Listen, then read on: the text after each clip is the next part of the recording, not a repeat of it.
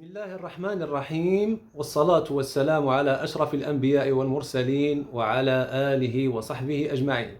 إخواني أخواتي، حياكم الله.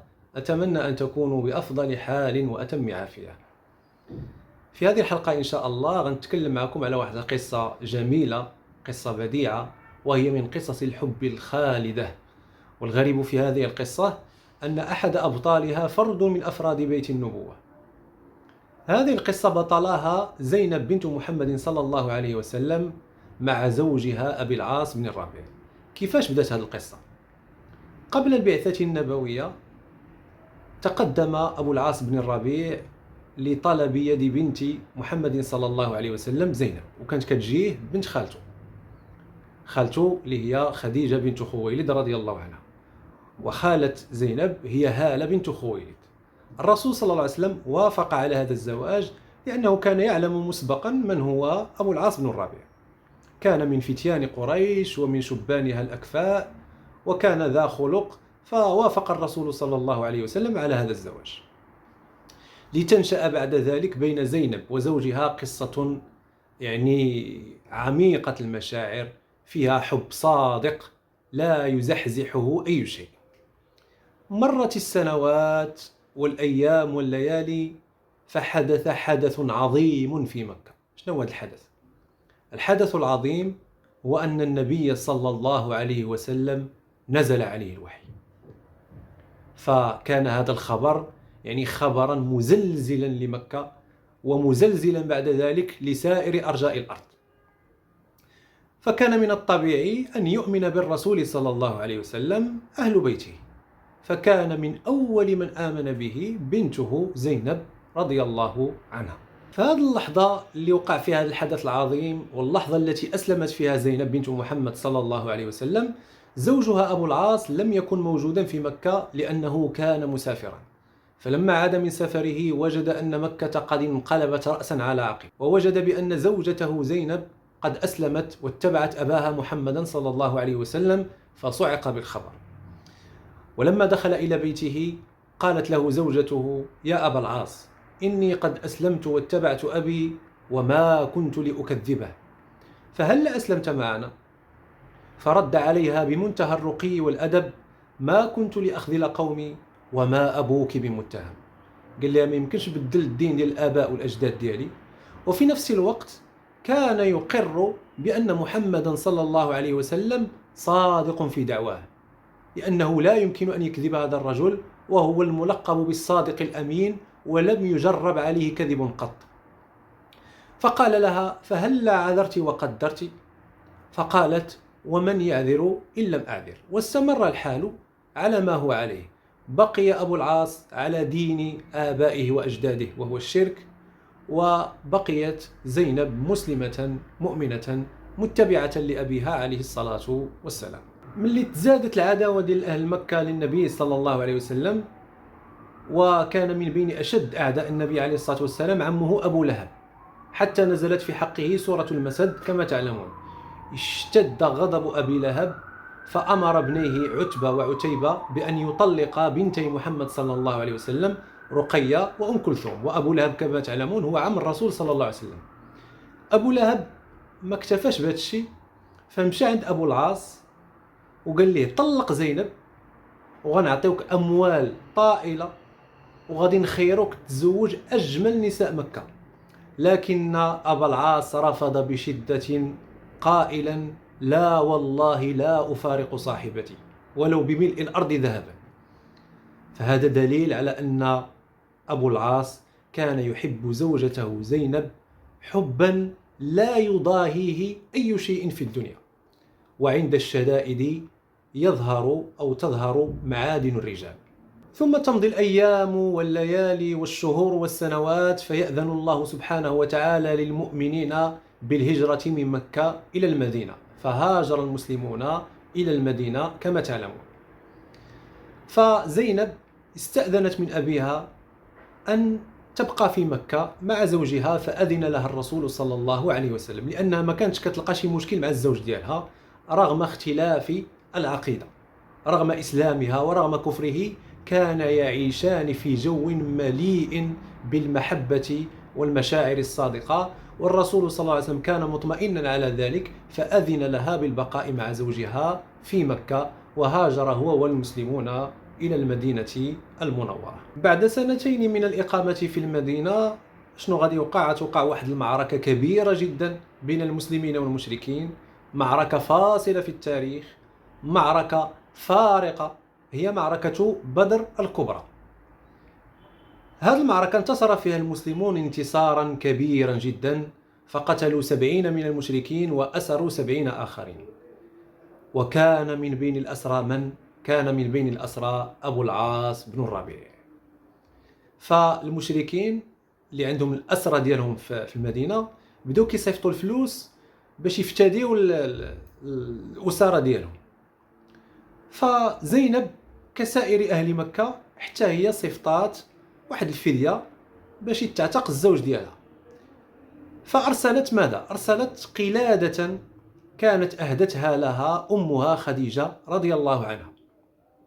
فملي وصلوا الأموال الرسول صلى الله عليه وسلم وبدا كيدوزها، رأى منظرا هيج قلبه ورق له رقة شديدة جدا. شنو شاف؟ شاف القلادة ديال الزوجة ديالو خديجة رضي الله عنها، وأنتم تعلمون مكانة خديجة في قلب النبي صلى الله عليه وسلم. فالرسول صلى الله عليه وسلم احتار في أمره، ماذا يفعل؟ شنو دار؟ جمع الصحابة رضوان الله عليهم وقال لهم: إن شئتم أن تطلقوا لها أسيرها وتردوا لها مالها فافعلوا. سبحان الله، هذا رقائد الدولة ورئيس الدولة ونبي الله وأمره منفذ، كان يكفي أن يقول: أطلقوا لها أسيرها وردوا لها مالها، لكي يتم تنفيذ قراره بدون مناقشة. لكنه رغم ذلك لم يفعل. علاش؟ لأنه صلى الله عليه وسلم كان يتشاور مع أصحابه، وكان يعلم قدرهم ومكانتهم وكمال عقولهم.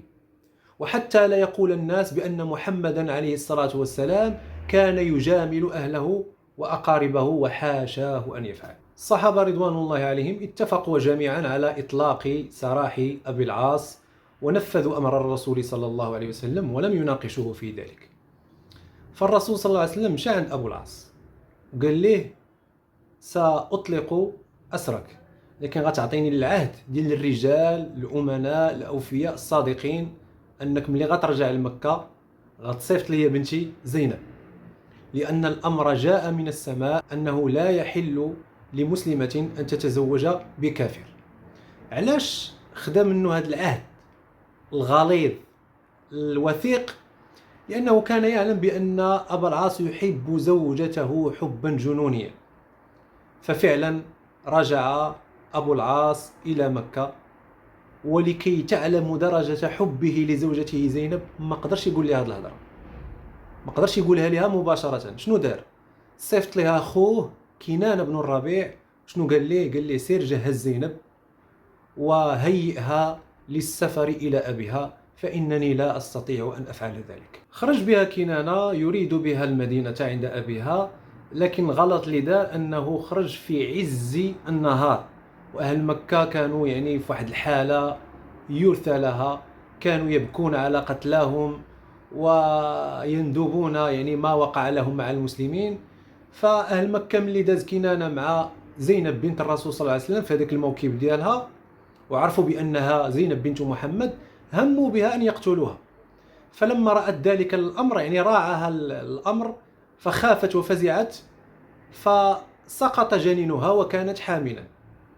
فقال كنانة بن الربيع: والله من اقترب منها وضعت هذا السهم في عنقه.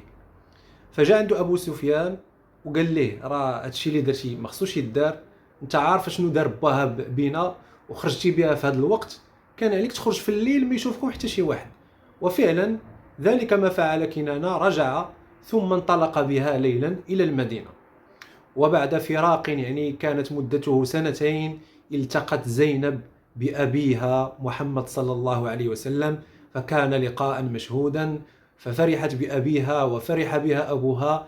لكن هذا الفرح كان ناقصا، لأنه يعني كان معه فراق زوجها أبي العاص الذي كانت تبادله نفس المشاعر، كانت تحبه حبا صادقا لا نقاش فيه. مرت 4 سنوات على فراق زينب لزوجها أبي العاص، وفي السنة السادسة للهجرة أبو العاص مشى للشام كقائد لقافلة تجارية، ولما رجع من الشام محملا بالبضائع والأموال اعترضته سرية من سرايا المسلمين، فأخذوا تلك الأموال واستولوا عليها وأسروا أبا العاص مرة أخرى.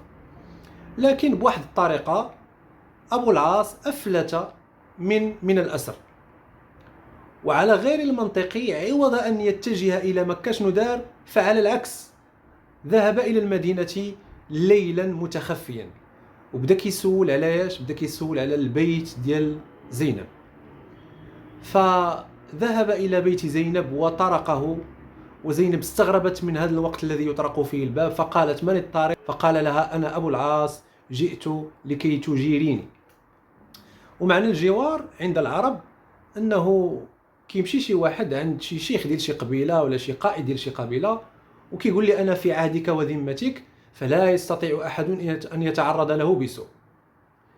ففعلا وافقت زينب على هذا الأمر، لأنها كانت تحب هذا الرجل حبا صادقا كبيرا. زينب بواحد الخطوة ذكية جدا صلات صلاة الصبح في المسجد مع المسلمين، وملي سلم أبوها من الصلاة عليه الصلاة والسلام نهضت قائلة: يا معشر المسلمين بأعلى صوتها، إني أجرت أبا العاص. وكان من بين المتفاجئين الرسول صلى الله عليه وسلم، كان يعلم أن هذا الصوت هو صوت ابنته زينب، فقال للمسلمين: هل سمعتم ما سمعت؟ قالوا: نعم يا رسول الله. شنو قال لهم؟ قال لهم: والله ما فراسي شي حاجة. قال لهم: زعما راه هذا الشيء اللي سمعته راه حتى أنا كنسمعه بحالكم لأول مرة. فقال لهم: هل أجرتم من أجارت يعني بنتي زينب؟ فقالوا: نفعل يا رسول الله.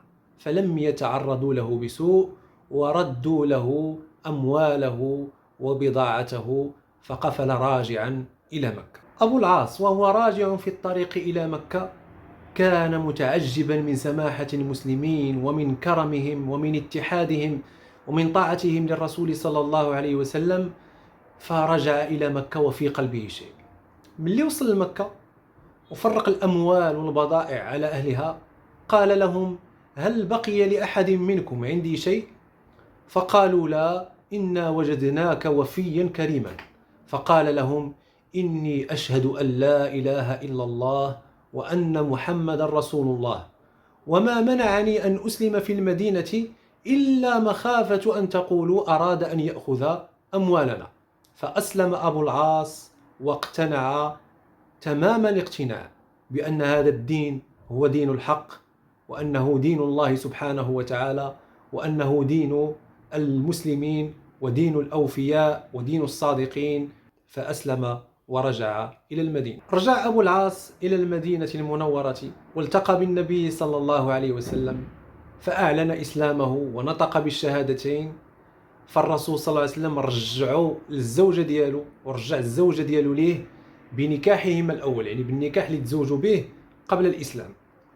فكان هذا اللقاء من أعظم ما حصل لأبي العاص وزينب، يعني التأم شملهما يعني بعد مدة طويلة، فكان يوما من أسعد أيام حياتهما، فعاشا في هناء وسعادة لقرابة عامين. فماتت زينب رضي الله عنها. ملي ماتت زينب يعني اسودت الحياة في عين أبي العاص وأظلمت وأحلكت.